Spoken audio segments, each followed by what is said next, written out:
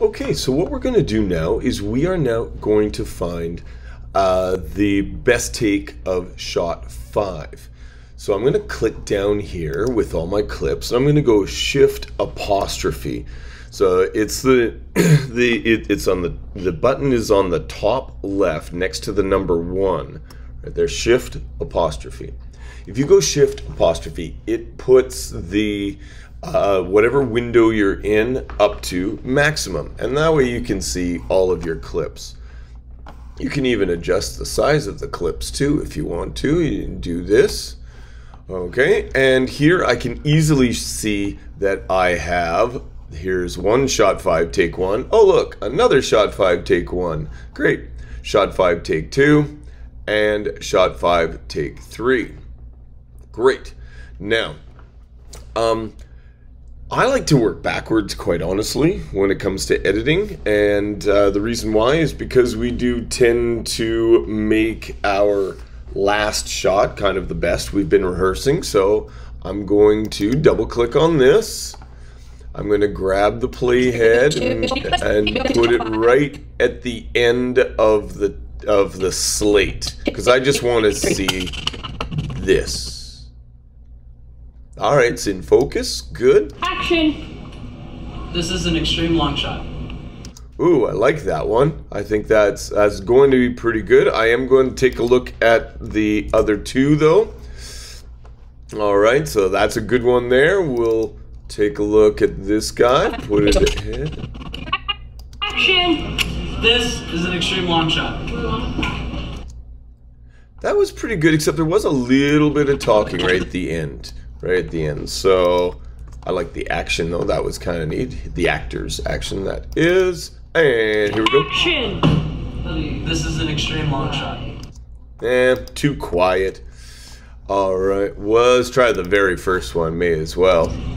No, it wasn't even okay. So definitely, I'm gonna go back into this, and I like this take 3 best. I'm gonna put my playhead at the beginning of the scene of the acting.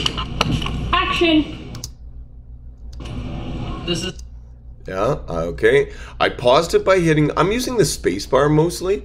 Okay. If you want, you can use J, K, and L, but I don't usually do that unless I'm going back and forth. And I'm gonna just grab the playhead with the mouse. And there. I think I'm going to put it there. In. I for in. You see what it just did there? Hit the space bar. This is an extreme long shot. Cut. Okay, now I'm going to use J to back up to the beginning of cut. And I use K to stop it. O for my out point. Now, this is where we are going to make a new sequence. You see this right here? This is the sequence. Now you can just drag and drop it in, or what you can do is if you want to change any of your sequence settings, and a lot of the time you do, you hold this down, you hold down the control key, you click on the name, and you say new sequence from clip, and it does that.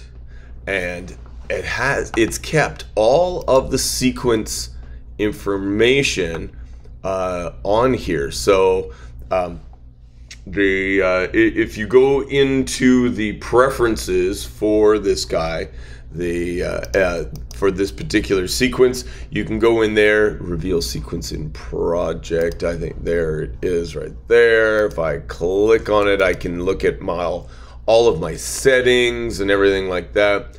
Trust me, it's a whole lot of stuff that you don't really care about too much in the sequence settings. All of these things right here. Basically, what you've said is, hey, if the camera records at these settings, I want my sequence to be in these settings, instead of setting it up for, let's say, a web page or a phone or something like that.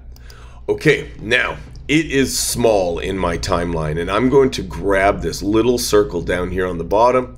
I'm going to click and pull it to the left, just so that I can see, yeah, about there. That's good. Maybe, yeah, about there. Awesome. Now what I want you to do is I want you to hold down the control key and I want you to click on the name of the sequence right here. And I want you to say reveal sequence in project. And it'll take you over here, and this is the sequence. Really hard to tell the difference between the sequence and the clips. The difference is this little symbol right here. So anyway, I want you to click once on the name of the sequence, MVI, whatever, okay, and you'll see it changes to allow us to give it a name, and we're going to call it video 1-2. And then that's the name. We hit return, and you'll notice that the name of the sequence has changed up here.